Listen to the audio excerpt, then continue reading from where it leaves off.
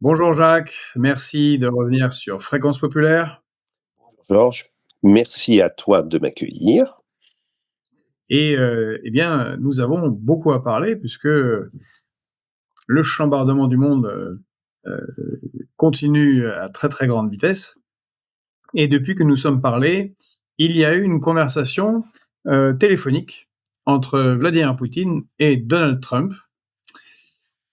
Et l'impression que cela laisse derrière, c'est que le Kremlin a communiqué immédiatement, en moins de 30 minutes, avec un Vladimir Poutine visiblement assez jovial, qui expliquait que c'était informatif, cette Mmh. conversation de 2 heures qui en fait a duré 1 heure, puisqu'il faut la traduction, Oui. et que c'est pas simultané. Mmh. Euh, euh, voilà, que c'était informatif et que euh, les discussions sont reprises entre les deux pays. Il a fallu attendre beaucoup plus longtemps pour une réaction américaine, et depuis, on a l'impression que c'est un désengagement complet qui est acté en Ukraine. Qu'est-ce que tu en penses? Oui, effectivement. Effectivement. Alors, ce désengagement, en réalité, il est à l'œuvre depuis pratiquement le 20 janvier. Il faut le savoir, c'est la manière, ça ressort de la manière, dont Zelensky a été traité, à la Maison Blanche. Bon. Après, il peut y avoir, des réactions épidermiques de Trump.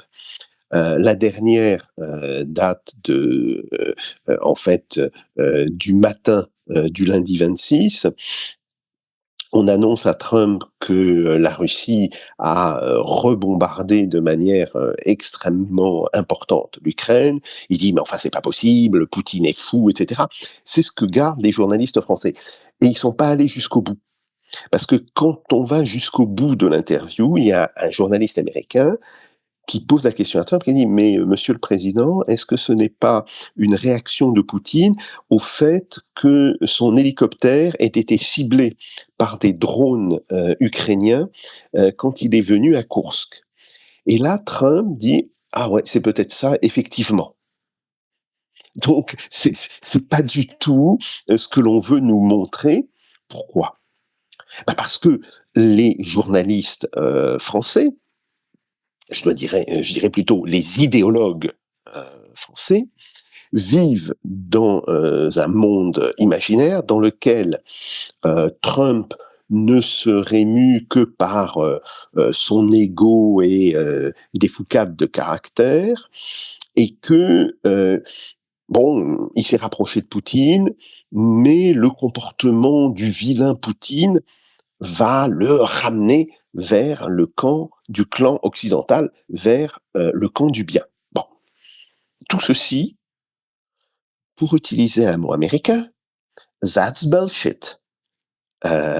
C'est complètement stupide et je suis très poli.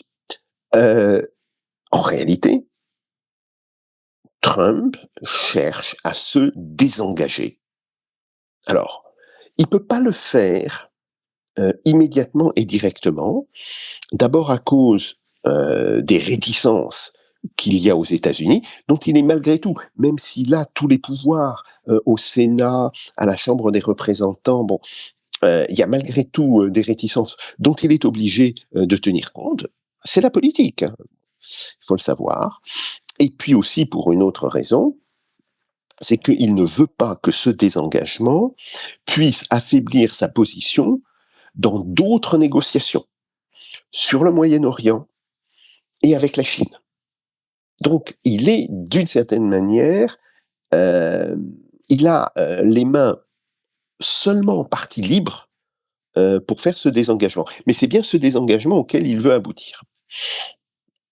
Alors, On ce n'a pas, déseng oui? oui, dans les foucades, comme tu dis, les envolées, ce qui semble être des propos contradictoires de Donald Mmh. Trump, parce qu'il faut rappeler quand même qu'il a à Mmh. nouveau dit qu'il n'y aura pas de déclaration anti-russe au sommet du Oui, tout G7, à fait. qu'il n'y aura pas de nouvelles sanctions, que bon. Et puis après, il dit on va faire des sanctions terribles contre la Russie. Est-ce que c'est pas justement en raison de cette lutte politique dont tu parles aux États-Unis, parce qu'il y a une pression quand même des néoconservateurs qui n'ont pas disparu, et on vient de le voir récemment à travers deux figures républicaines. même 3. Il y a cette femme dont le nom m'échappe, mais il y a l'ancien général de l'US Air Force, Bacon, qui a dit il faut absolument aider l'Ukraine jusqu'au bout pour défaire la Russie. Lindsey Graham, Oui. sénateur, qui lui était déjà avec McCain à Mariupol en 2017 pour pousser les troupes ukrainiennes à la guerre future avec la Russie. Alors, il y a quand même une pression très forte de nos conservateurs, puis il y a Marc Rubio, il y a le général Kellogg, plus les Européens. Est-ce qu'il leur donne pas des gages verbaux, communicationnels? Alors, oui, c'est probablement ça, en partie. Ça tient aussi au fait, heu, que c'est dans son tempérament. En il n'est pas un diplomate de carrière, hein, ça se voit. Il n'a même pas les codes C'était une tradi remarque drôle, Jacques. Il n'est pas un diplomate de carrière. C'est sûr, et je crois qu'il aurait raté au premier examen. oui, tout à fait, mais bon, il y a aussi le fait qu'il n'a pas, très bien conscience des codes, diplomatiques. Alors, ces codes, bien sûr, ont évolué, peuvent être modifiés, mais malgré tout, ils restent là, et les vrais diplomates que j'ai eu l'occasion de côtoyer, sont très semblables, hein. Depuis, Roland Dumas, que j'avais été amené à côtoyer comme un petit conseiller, un conseiller à petit niveau, hein, de Roland Dumas, en, 86, 87, 88 et cetera, jusqu'à Sergueï Lavrov. Bon, donc on voit très bien qu'il y a un espèce de langage diplomatique qu'il faut maîtriser, qui est très souvent fait, d'une certaine hypocrisie, oui, il faut le dire. Bon, mais c'est le langage diplomatique. Bon, OK, on va mettre ça un petit peu, de côté. Donc oui, il y a ça, mais je crois que fondamentalement, même, Rubio, a conscience que le désengagement, est acté. Il le sait. Alors il veut le faire, dans les conditions qui soient les moins coûteuses pour les États-Unis. Je dis coûteuses en matière d'image, et je dirais de soft power. Bon, ça c'est clair, mais il a très bien compris que c'est acté, et le fait que, toute une série de militaires du Pentagone, ait dit: «Ben, on n'a plus de missiles à donner aux Ukrainiens», qu'il s'agisse des Patriotes ou des missiles à moyenne portée, qui sont tirés, par, les LRMS, et ce qu'on appelle les ATACMS. Bon, on n'en a plus, donc on n'en donnera plus. Voilà, c'est tout. Trump a dit: «Oui, maintenant la priorité, c'est le réarmement, des forces américaines». C'est pas l'Ukraine, c'est même pas les alliés. Bon, déclaration qui, d'une certaine manière, fait écho à une déclaration qui a été faite, par des militaires européens qui ont dit: «Ben, nous non plus, nous n'avons plus de missiles». Et il faut rappeler que, par exemple, les missiles, que la France a donnés à l'Ukraine, en réalité, c'est des missiles, qui allaient dans 9 batteries. Nous avons donné une batterie, donc nous avons donné 1/9 de notre capacité à l'Ukraine. Bien. Et après, ben, ces missiles prennent du temps, vu la quantité qui a été tirée, depuis 1 an et demi, bah, s'est épuisée, et c'est ce que l'on constate, par exemple. Parce que, il y a une chose importante dans le raid qui a eu lieu, dans la nuit de dimanche, 25 au lundi 26. Je rappelle, raid qui venait après des raids, successifs, dans la nuit du vendredi au samedi et du samedi au dimanche, hein. C'est pas un raid, c'est une succession de raids. Le dernier raid a été le fait de 70 missiles de croisière, de 12 missiles balistiques et de 300 drones. C'est considérable. Or, il semble Le que général Yakovlev s'est encore trompé oui, sur les stocks russes. oui, bon, d'accord. Non, mais tu as raison, sur des stocks, c'est considérable en C'est c'est volume. c'est c'est c'est considérable. Aujourd'hui, les Ukrainiens eux-mêmes reconnaissent que la capacité de tir journalière de la Russie est entre 250 et 350 drones du même type sur eux. Et on voit qu'il y a probablement eu une cinquantaine de drones qui ont été abattus par la défense antiaérienne, tout confondu, hein. Missiles patriotes, les missiles européens, le missile italien, le missile français, etc. Les canons. Parce que oui, pour abattre des drones, parfois, pas la peine d'utiliser des missiles qui coûtent extrêmement cher. Des canons de DCA assez classiques, hein, du 20 mm ou du 25 mm peuvent suffire. Bon, mais malgré tout, eh bien, il y a une perméabilité désormais de la défense antiaérienne ukrainienne, ce qui fait que cette attaque a Qui fait s'affaiblit à chaque fois en plus. À tout chaque à fait. attaque massive, elle se Elle, réduit. C'est un peu elle comme le serait nombre de fer israélien. tout à fait. Et là, cette attaque a fait très mal. Le nombre d'installations industrielles qui ont été touchées, d'installations d'infrastructures militaires, de dépôts, etc., qui ont été détruits est très élevé. Et ça, même les Ukrainiens maintenant l'admettent. Et il faut dire aussi une chose, c'est que le nombre de pertes civiles par rapport à ce type de raid massif a été très limité. Oui, il y a eu 12 morts. Alors, Enfin, faut, pourtant les Européens et les néocons, oui, bon, terribles, 12, il y a 13, bon, énormément de morts et que, bon, en si fait, c'est faible c'est très rapporté faible, à l'attaque. c'est très faible. Tous ces morts ne sont probablement pas dus aux missiles. Dans un certain cas, on peut penser que ce sont des missiles antiaériens qui n'ont pas touché leur cible et qui sont retombés, donc sur des habitations. Donc, c'est probablement aussi en partie ça. Et puis, il faut dire une chose, si ce raid avait été fait sur Gaza, on compterait les morts par centaines. Ce type C'est de d'ailleurs le cas. Dans le même temps que nous parlons de la tout à guerre en fait, Ukraine, ce sont des centaines qui meurent, tout à fait. et avec Donc beaucoup moins d'effets sur les installations militaires du Hamas, tout apparemment. à fait, tout à fait.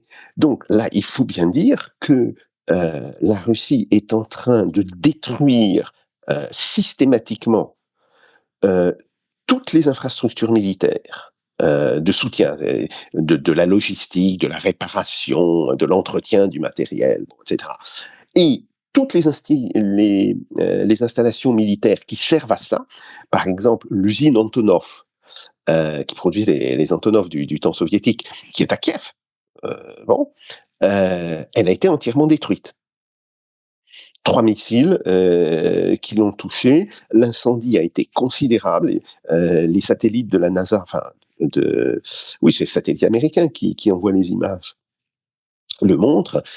Cette installation a été visiblement complètement détruite. Donc là, la Russie poursuit sa stratégie de destruction en profondeur des infrastructures économiques et militaires de l'Ukraine, et d'une certaine manière, cela ne peut avoir que des effets extrêmement négatifs dans les semaines ou dans les mois qui viennent sur les capacités militaires de l'Ukraine. Parce que une fois que toute la base industrielle et logistique sera détruite, l'armée ukrainienne ne pourra plus tenir très longtemps. Donc c'est aussi ça qu'il y a en arrière-plan.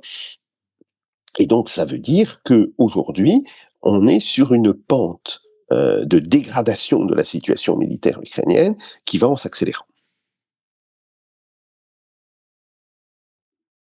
Est-ce que tu crois qu'on peut parler d'offensive à venir? Parce qu'on pourrait considérer que c'est peut-être là une phase préparatoire, comme les tirs de barrage d'artillerie avant une offensive d'infanterie et de chars.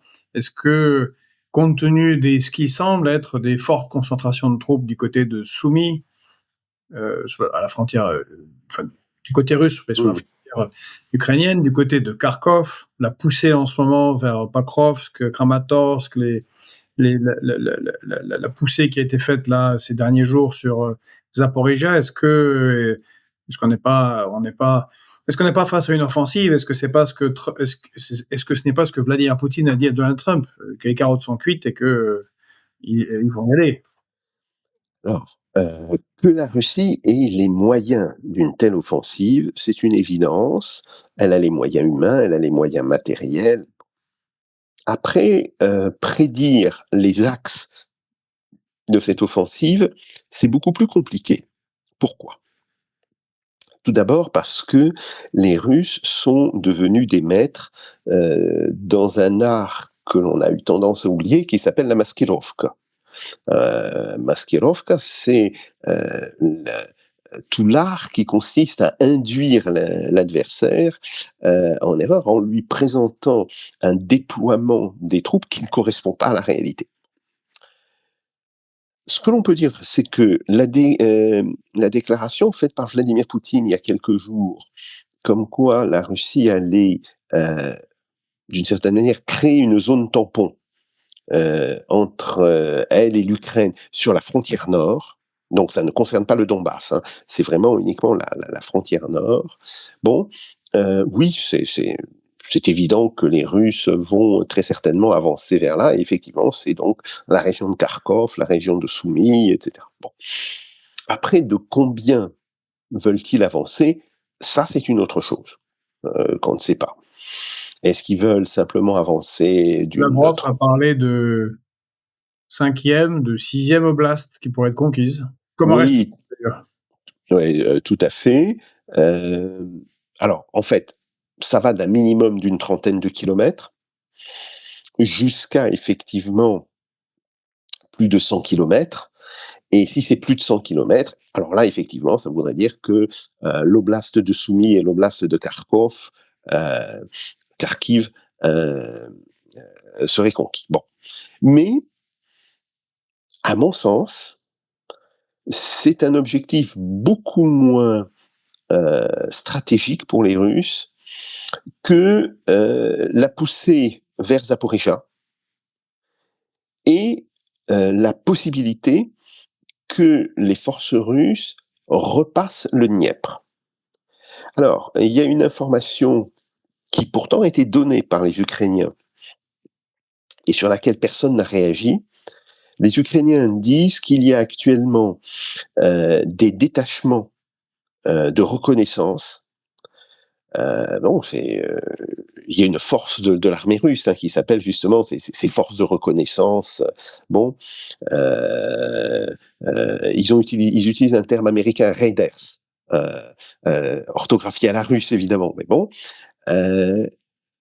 qui est passé d'ores et déjà, qui opère d'ores et déjà dans l'oblast de Kherson, mais sur l'autre rive du Dniepr. Est-ce que c'est là que les Non, beaucoup ont raté cette information. Merci à toi. voilà. Est-ce que c'est là que les Russes veulent aller? Par ailleurs, alors il y a une logique, hein, c'est de conquérir la totalité de l'oblast de Kherson, bon, y compris la partie qui est de l'autre côté du Dniepr. Mais dans la Seconde Guerre mondiale, ce n'est pas là qu'ils avaient réellement franchi le Dniepr. Donc, je me pose aussi la question, hein, on va peut-être trouver que j'ai un esprit un peu tordu, un peu machiavélique. Est-ce que ces forces-là ne sont pas justement là pour faire croire aux Ukrainiens que l'attaque sera portée dans la région de Kherson? Parce que dans la Seconde Guerre mondiale, les Russes avaient passé le Dniepr un petit peu au sud de Dnipro, de Dniepopetrovsk. Et pour des raisons géographiques, ça s'explique parfaitement. Parce que le terrain est beaucoup plus favorable à des déploiements massifs, un petit peu donc au nord de Kherson, qui permettent d'envelopper Kherson et de pousser par la suite vers Nikolaïev et Odessa. Donc voilà, c'est ça un petit peu ce que l'on peut se dire. Alors la seule chose qui est sûre aujourd'hui, c'est que il y a effectivement une avancée dans la région de Soumy, ça c'est sûr. Il y a des avancées dans la région de Donetsk, depuis Tchassofyar.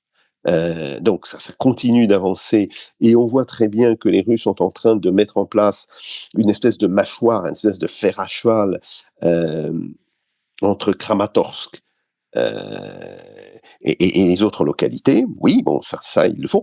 Et ils le font avec les troupes qu'ils ont, sans faire intervenir la réserve qu'ils ont accumulée depuis visiblement 3 mois, et dont on ne sait pas où elle va se déployer finalement. Donc, on a 3 hypothèses. Une hypothèse qui est effectivement à prendre en compte par les Ukrainiens, c'est une attaque vers Kharkov et Soumy, oui. Et à la limite, les troupes russes qui sont en Biélorussie pourraient réintervenir en soutien à ça, oui. Mais il y a la question je dirais, de l'embouchure du Dniepr. Et là, moi, j'ai un petit sentiment qui consiste à dire, Kherson, ces opérateurs russes qui travaillent et visiblement qui ont été repérés en partie, même si les Ukrainiens ne savent pas exactement où ils sont, mais ils savent qu'il y en a dans la région de Kherson. C'est exactement le type, je dirais, de leurre que j'utiliserais si je voulais, moi, attaquer du côté de Dnipro, de Dniepopetrovsk, pour enfermer tout ce monde dans une espèce de vaste poche.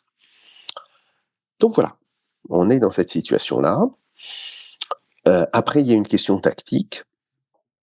Tant que les Russes n'auront pas une suprématie, pas simplement une supériorité, mais une suprématie totale en matière de drones, ils n'attaqueront pas en force.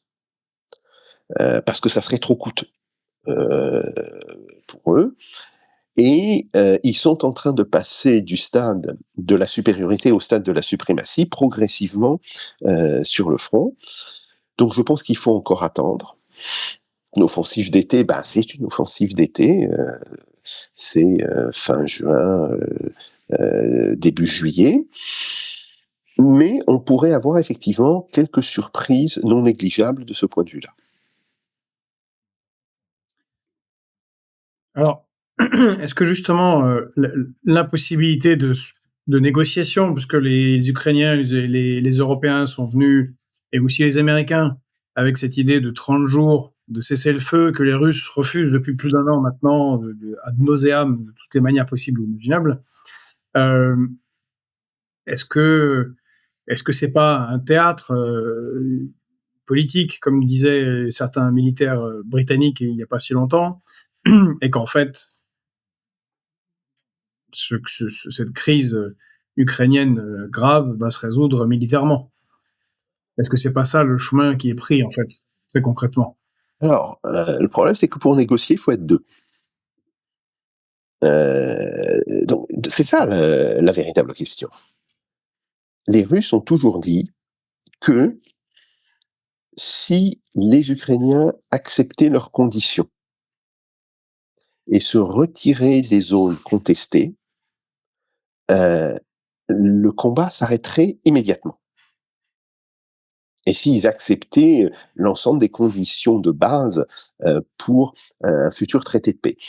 Ce qui est vrai aussi, c'est que les Russes disent nous ne voulons pas d'une trêve, nous voulons d'une paix réelle, c'est-à-dire d'une paix qui traite les problèmes de fond qui se posent entre la Russie et l'Ukraine. Bien. Donc oui. Voire entre la Russie et les États-Unis et l'OTAN au niveau global. Tout à fait. Mais globalement, on peut penser que la porte à des négociations est toujours ouverte. La question c'est, est-ce que l'Ukraine est prête à s'en saisir, à dire bon d'accord, on accepte vos conditions. Et ça c'est beaucoup plus compliqué. Alors, d'une part parce qu'il y a des gens en Ukraine qui sont évidemment très contre, Tous les gens dont le statut ne tient que par cette guerre, bon, il y a des problèmes institutionnels. Je rappelle que Zelensky a fait voter au Parlement ukrainien une loi interdisant des négociations avec la Russie, et qu'il est aujourd'hui assez embarrassé par cette loi. Bon. Mais il y a aussi des gens qui, à l'extérieur, sont contre ces négociations. Et en particulier, il y a Madame Kallas, la commissaire européenne aux affaires étrangères, qui a dit non, il faut surtout pas pousser les Ukrainiens vers la paix. Après, je pense que cette question dépend aussi beaucoup de l'état de l'armée ukrainienne. Tant que l'armée ukrainienne maintient une forme d'homogénéité et de stabilité, il n'y a pas de raison de paniquer dans le camp ukrainien. Bien sûr, ils sont en train de reculer, ils le savent parfaitement, mais c'est un recul qu'ils arrivent l'un dans l'autre à contrôler. Par contre, si on aboutit à une forme de désintégration de l'armée, et je rappelle, c'est une référence qu'il faut toujours avoir en tête. C'est la référence de l'armée allemande fin août 1918, début septembre 1918. Jusque-là, l'armée allemande avait tenu. Elle avait même fait une offensive assez dangereuse, l'offensive Ludendorff, au printemps 1918. Et puis, bon, cette offensive a échoué. Les forces des alliés français, britanniques, américains n'ont cessé de se renforcer. Ils ont commencé à repousser l'armée allemande, bien, jusqu'à ce moment que Ludendorff lui-même appelle le jour de deuil de l'armée allemande, où on voit des grandes unités, des divisions. Donc, ça serait l'équivalent de brigade aujourd'hui, qui se désintègrent complètement. Et là, le haut état-major allemand prend peur et dit à l'empereur Guillaume II, il faut que vous partiez, il faut que vous vous abdiquiez, on va remettre le pouvoir politique aux civils, et ça sera aux civils de négocier une capitulation, enfin un armistice plus précisément, avec les alliés occidentaux. Bien. On n'en est pas encore là. Mais la question, c'est de savoir à quelle vitesse se rapproche-t-on de cette situation? Et ça, je pense que les Russes le savent, les Ukrainiens aussi, très probablement. Mais je pense que les Russes, en particulier à travers tous les départements de recherche opérationnelle qui existent au ministère de la Défense russe, ils ont aujourd'hui une vision assez claire de l'évolution de l'armée ukrainienne dans les semaines qui suivent. Et si on se rapproche de ce moment-là, ben oui, la tentation peut devenir grande pour le pouvoir politique en Russie de dire ils veulent pas négocier, très bien, restons-en là, mais poussons l'armée ukrainienne dans ses retranchements, provoquons son effondrement, et là on aura entre 1 à 2 semaines où on pourra peut-être beaucoup avancer, beaucoup saisir de terrain, avant que la pression politique internationale pour une paix ne devienne trop forte et qu'on soit amené à s'arrêter. Tout ce monde, et ça j'insiste là-dessus, tout ce monde pense politique, en réalité. Par exemple, Poutine sait très bien que si il pousse trop loin son avantage et qu'il peut mettre en cause, je dirais, toutes ses possibilités de rapprochement avec les États-Unis, mais aussi avec certains pays de l'Union européenne. Donc, on est face à cette situation. L'autre chose qu'il faut dire, c'est que le coût pour l'Ukraine et pour les Européens, bon, je ne parle plus maintenant réellement de l'OTAN, parce qu'on voit très bien que les États-Unis ont tendance à se désintéresser du sort de l'OTAN. Bon, mais pour les Européens, ne peut que monter. Par exemple, si on doit arriver à une paix catastrophique, hein, euh, catastrophique au sens premier du terme, sur la base d'une catastrophe euh, de l'armée ukrainienne, bon, qui, à mon avis, est envisageable dans l'été ou au début de l'automne de 2025. Ce qui implique une capitulation sans condition. Voilà, les conditions qui pourraient être mises par la Russie pour l'Union européenne pourraient ne pas être négligeables. Pourrait dire, d'accord, on va laisser l'Ukraine survivre. On pourrait ne pas. On va la laisser survivre. Mais à la condition que vous fassiez des concessions. Ah, et quelles concessions? Bon, il y a la restitution des avoirs gelés, d'accord, mais il peut y en avoir d'autres. Et ça, c'est quelque chose, me semble-t-il, qu'il faut aussi avoir en tête. Donc c'est pour ça que toute cette politique qui consiste à pousser l'Ukraine à se battre jusqu'au dernier homme, me semble, d'abord, assez monstrueuse humainement, compte tenu des pertes humaines, bien, mais surtout relever d'une stupidité politique assez gravissime, parce que c'est ne pas comprendre que la paix qui pourrait être, le cas échéant, signée en octobre ou en novembre 2025, sera beaucoup plus désavantageuse qu'une paix qui serait signée aujourd'hui, enfin qui serait signée début juin. Bon, donc voilà, il y a ça. Après, il y a une dernière chose, mais ça fait longtemps que je le dis, c'est qu'il faudra que le pouvoir politique ukrainien se pose la question du contrôle sur ces fractions les plus extrémistes. Parce que, là encore, je crains que la meilleure des comparaisons soit avec ce qui s'est passé en Allemagne, donc fin 1918, début de 1919, bon, et puis par la suite. Alors non pas avec la possibilité d'une révolution allemande, bien sûr, on n'en est pas là, hein, et il n'y aura pas de spartakistes ukrainiens, mais par rapport à la naissance des corps francs et à l'impact politique que ces corps francs ont eu. Le corps De dire, franc, pour les plus jeunes qui ne connaissent pas, ce sont tous ces soldats demi-soldes revenus du front, ayant combattu dans leur sens pour rien, et qui vont faire le lit de ce qui va être la future SA et les futures troupes d'extrême droite, y compris écraser les spartakistes, la révolution à Berlin.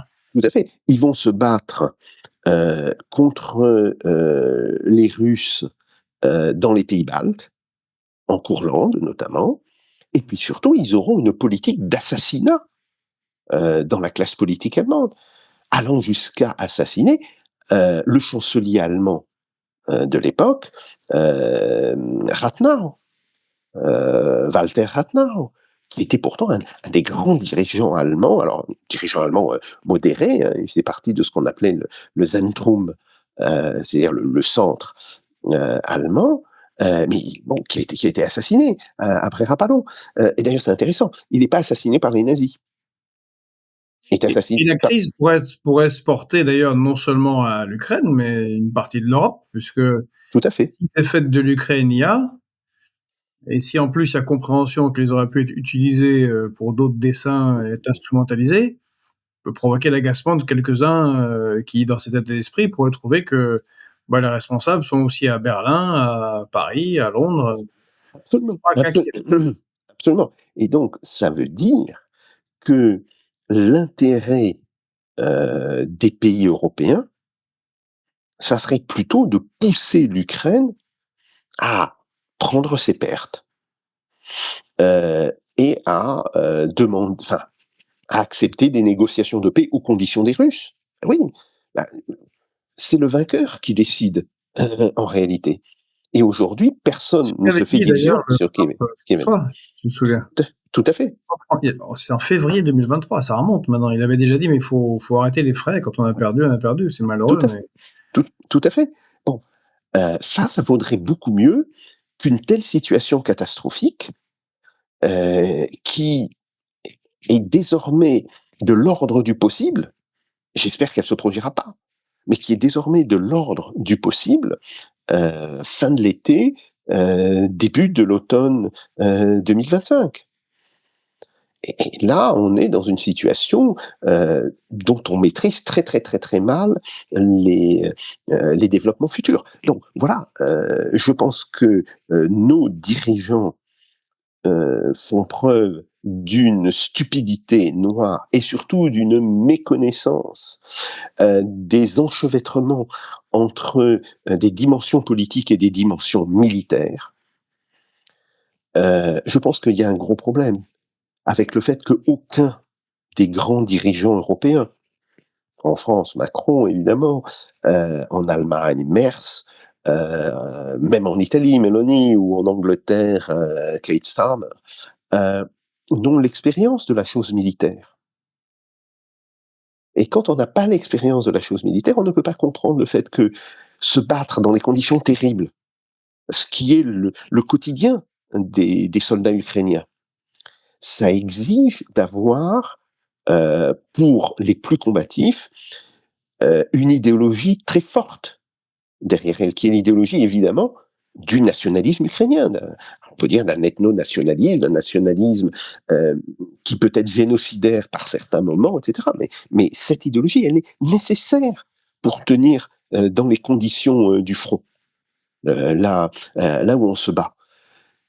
Et quand ces gens avec ce type de vont se retrouver, on va leur dire, ben voilà, on arrête les combats, il y a une paix, et tout ce qu'on vous a dit sur oui, nous allons reconquérir le Donbass, oui, nous allons reconquérir la Crimée, bah, oubliez-le. Et même, on va devoir enregistrer des nouvelles pertes. Comment vont-ils réagir? Mais c'est ça, et pour comprendre cela, je suis désolé, il faut avoir eu un minimum d'expérience de la chose militaire. Et je dois dire que là, ces dirigeants auraient quand même vraiment intérêt à consulter des sociologues de la question militaire. Ça existe et ils sont en règle générale très bons. Il suffit de regarder les articles qui sont par exemple en France publiés. Il y a une revue là-dessus qui est une revue de très bonne qualité, de très haut niveau scientifique. Bon, et il faudrait leur dire, mais qu'est-ce qui va se passer? Non, ils restent dans leur monde. Et ça, c'est quelque chose, je dois le dire, qui me fait peur parce que on risque d'être dans un monde extrêmement dangereux, mais dangereux à cause de nous, fin 2025, début 2026. Et d'ailleurs, c'est un problème récurrent de toutes les armées, quand même hors de défaite, même pour les victoires, des soldats qui ont été longtemps en front, qui ont Mmh, une vie complètement déconnectée de la vie mmh, réelle, à tuer, à éviter d'être tués, créent des tensions psychologiques telles qu'ils se retrouvent au mieux désœuvrés, au pire. D'ailleurs, il y a quelques très bons films, je pense à Capitaine Conan, où on voit oui. ce À la combattant fin, extrême, mais qui est un la fin. mercier, qui revient dans son village et puis il meurt, parce Mmh, que bon, mmh, il n'a pas de sens. Enfin, en fait, bien il était sûr. transformé en machine de combat. Ou le film de Madame Bigelow qui avait fait sur le démineur là, ce soldat Mmh, américain qui rêve de revenir, mais dès qu'il revient chez lui, il s'ennuie et il rêve de retourner en Irak parce qu'il a la tension. Et d'ailleurs, si nos dirigeants et ceux qui regardent cette guerre s'intéresser à ce qui se passe en Russie, ce sujet intéresse déjà la Russie. Parce Mmh. qu'ils ont eu le problème avec les 2 guerres de Tchétchénie où c'était un chaos total, rien n'était préparé, les soldats sont Mmh. rentrés de guerre atroce, Mmh. et ça produit des criminels, des Mmh violeurs, mh. c'est pas bon du tout. Ils sont déjà en train de préparer, Tout à fait. le retour de quand même de dizaines, de centaines de milliers de soldats, qui un jour reviendront dans la vie civile et de préparer la vie civile. C'est pour ça qu'il y a énormément de rotation dans l'armée russe, voilà, ils essayent de pas se retrouver avec ce genre de situation. Mais effectivement, ça ne les intéresse pas. Mais peut-être que les Européens, Jacques, ça ne les intéresse pas parce que, eh bien, ils comptent enfin sur le ralentissement de l'économie russe. Ils se disent que ça y est, ça va craquer là. Peut-être c'est ça. Ils disent mais ça y est, ça y est, ça y est. Et là, est-ce qu'il n'y a pas d'ailleurs des quelques problèmes qui apparaissent doucement dans l'économie Oui, russe? oui, tout à fait. L'économie russe est en train, d'atterrir. Alors, l'économie russe était sur un petit nuage en 2024. 4,1% de croissance, c'est ce qui a été dit au début de cette année. On pense que c'est en réalité 4,5. Bon, comme toujours, oui, mais il y a toujours des désajustements statistiques, bon, OK. Il y en a aussi en France avec l'INSEE, c'est Oui, pas mais le les problème. ajustements statistiques en France, en général, c'est dans la mauvaise direction. C'est vers le Oui, moins, tout à fait. croissance. Ça dépend. Il y a certains mois où c'est dans le bon, Ah OK. bon? Bon, Bon. c'est OK. Bon, et il était évident que, l'économie russe ne pourrait pas rester, à ce niveau-là. Maintenant, la banque centrale de Russie a une politique, absolument imbécile. Alors, non pas imbécile dans ses objectifs. Bon, elle dit, l'inflation est trop forte. Oui, oui, c'est quelque chose avec lequel tout le monde peut être d'accord. Mais après, il faut dire, c'est quoi la cause de l'inflation? Alors, ce que dit la Banque centrale de Russie, dit c'est la demande. Il faut réduire la demande.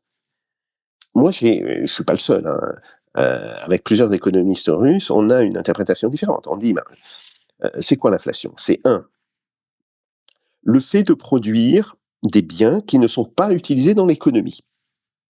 Bah oui, quand tu produis des armes, heu grosso modo, c'est, comme si tu produisais des choses à ne rien faire. Alors bien sûr que ça a une utilité politique, le problème n'est pas là, mais faut savoir.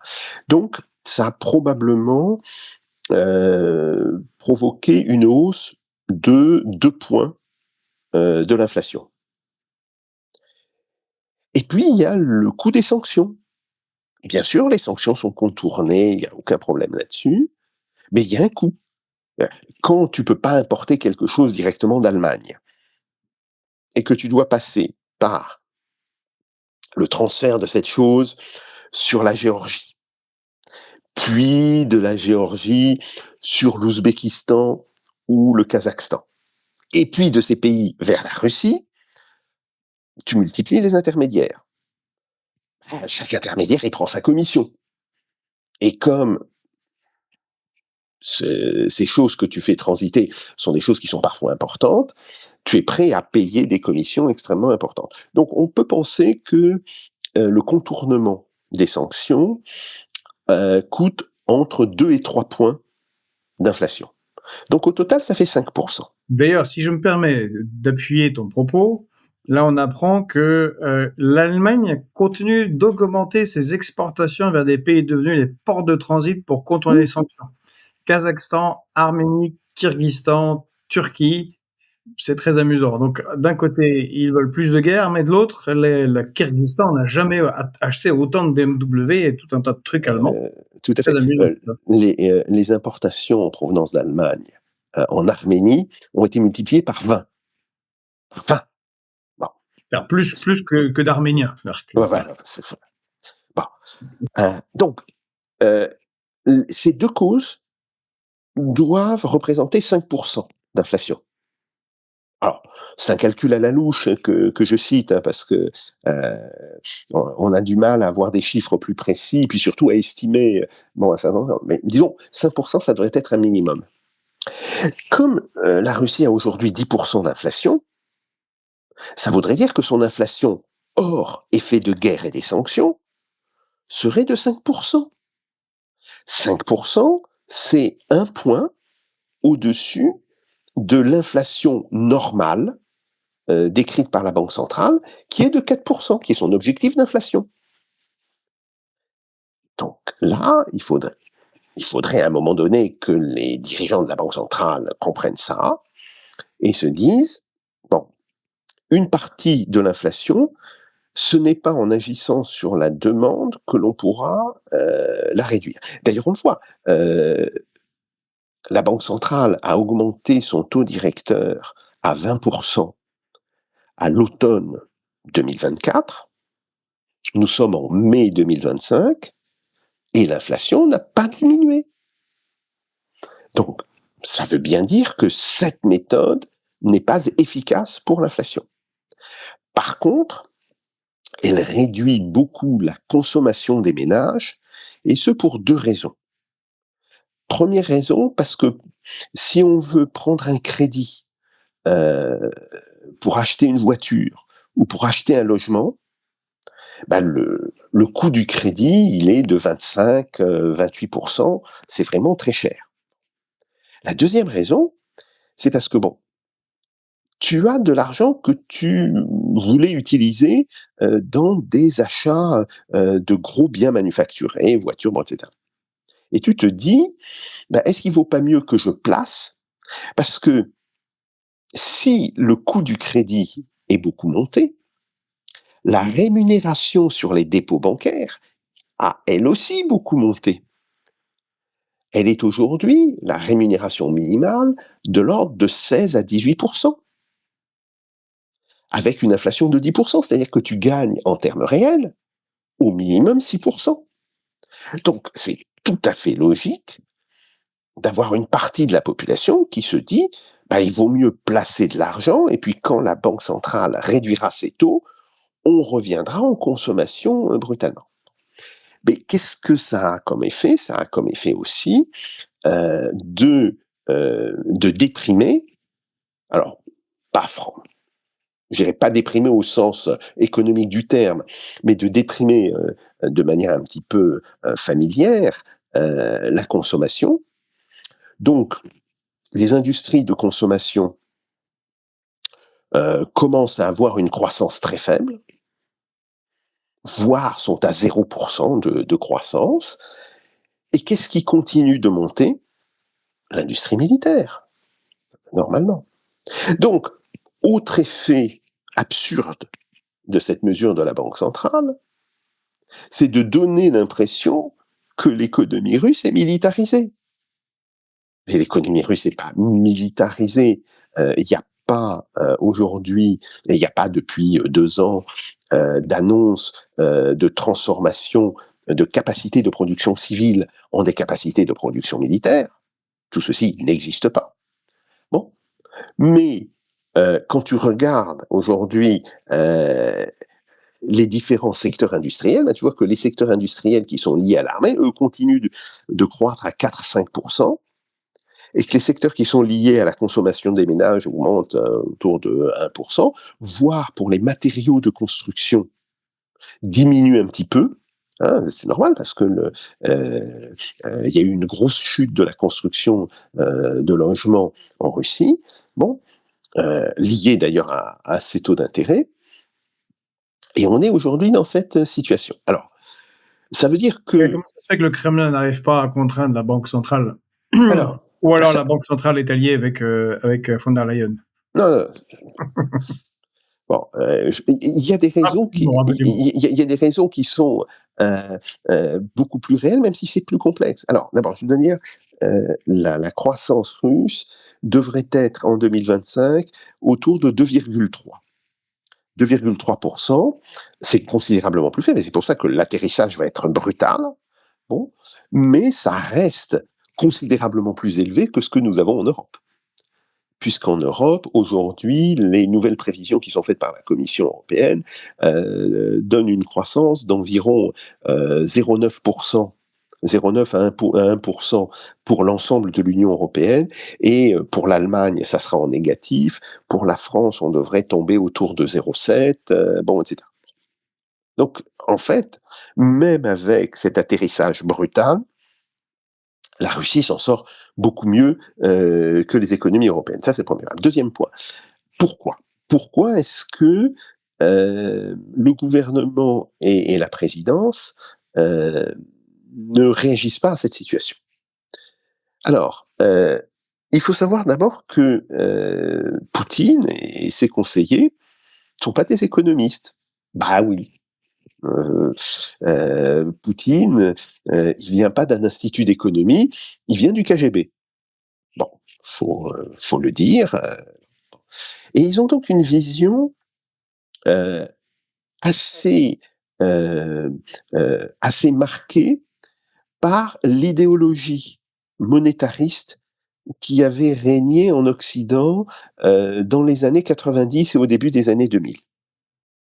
Ils restent quand même largement prisonniers de cette idéologie. Donc ça c'est un premier point. Deuxième point, alors la même chose, mais pour d'autres raisons, s'applique, aux gens de la banque centrale. Les gens de la banque centrale, sont sur des positions qui apparaîtraient extrémistes aujourd'hui aux gens du FMI, mais qui étaient les positions du FMI, au début des années 2000. Donc, là aussi, il y a un vrai, il y a un vrai problème. Et puis je pense qu'il y a une raison qui est peut-être, plus intéressante, mais qui est plus à long terme. Poutine et son premier ministre, hein, monsieur Mishustin, se disent: «Bon, la guerre va pas durer tout le temps. On va aboutir à un moment donné, à la fin de la guerre. La fin de la guerre va provoquer la baisse de l'inflation mécaniquement. Il y aura plus cette énorme production, de biens militaires, qui est une des causes de l'inflation, et il n'y aura plus, on l'espère, à travers des négociations, il y aura un démantèlement d'une partie des sanctions. Donc on sera plus obligé de passer par tous ces intermédiaires, et cetera».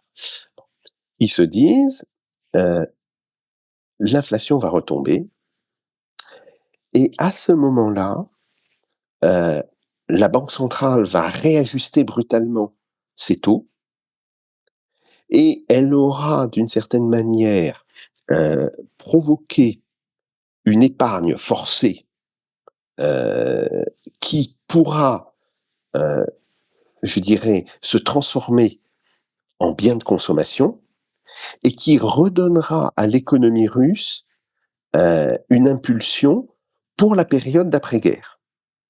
C'est peut-être le calcul, qui est fait. C'est un calcul que je suis prêt à accepter. Je trouve simplement, qu'il est fait un petit peu à la russe, avec des basculements trop violents dans un sens et dans l'autre. Et En tout cas, c'est voilà. pas un risque d'effondrement immédiat comme me Non, semble encore une fois non, non, rêver il y a aucun certains. risque. Il y a aucun risque là, il y a aucun risque là-dessus, et on le voit par exemple, heu l'Inde, a acheté, dans les 3 premiers mois de 2025, plus de pétrole qu'elle n'avait acheté en moyenne dans un trimestre en 2023 et 2024, hein. Même chose pour la Chine.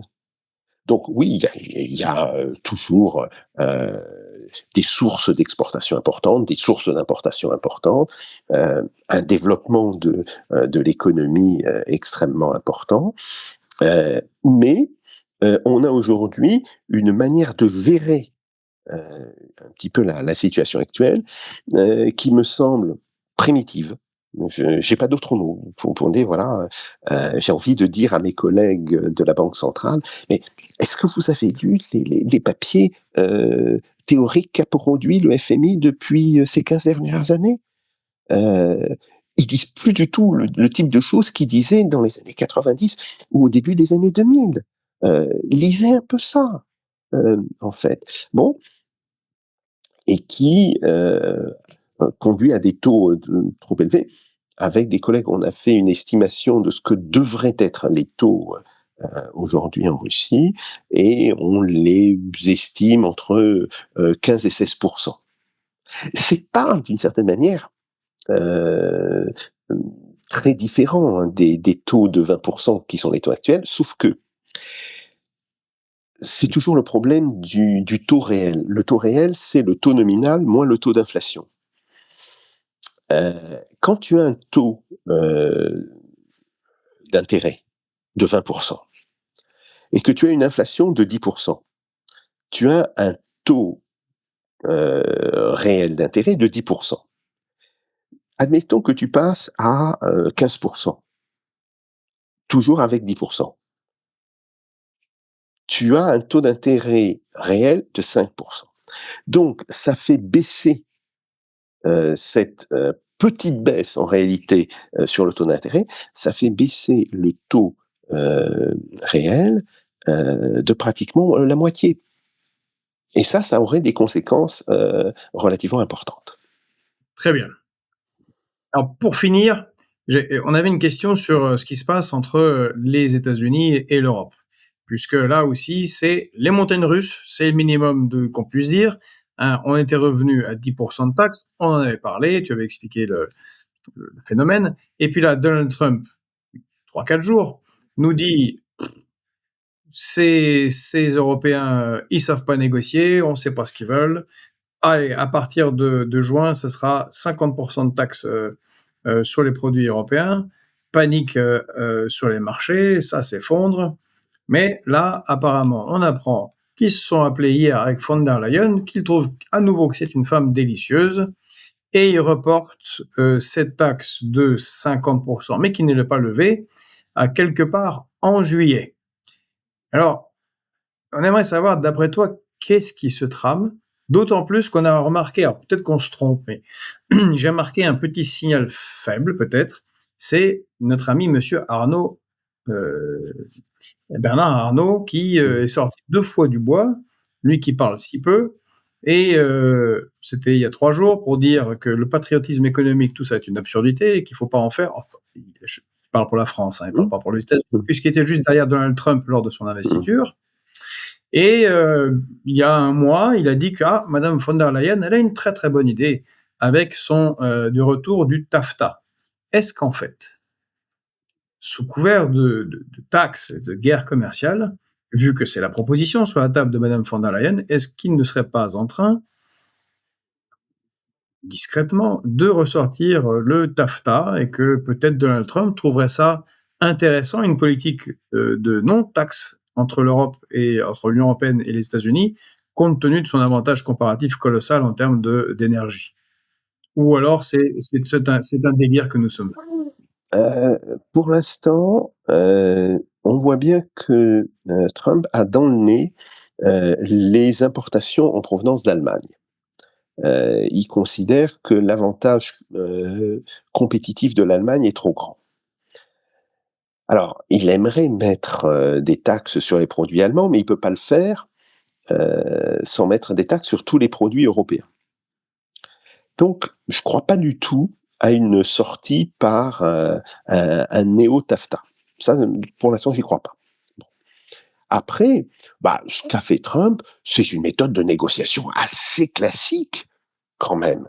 C'est d'ailleurs pour ça que, les différents indices boursiers avaient au départ assez peu fluctué. Bon, heu et donc, voilà, on va passer par une période de négociation où de temps en temps, Trump va taper du poing sur la table pour dire bah non, si vous voulez pas, je vais remettre tant de pourcents, bon, etc. Tout ceci fait partie de la négociation. Je ne pense pas qu'on finira avec des taux à 50% sur l'ensemble de la production, comme disent les Américains, across the board. Okay, non, je pense pas à ça. Mais je pense qu'on aura des taux qui pourraient aller de 20-25% sur certains types de produits qui posent problème pour les États-Unis. Alors, ce sont pas les produits agricoles, je le dis tout de suite. C'est beaucoup plus des produits industriels.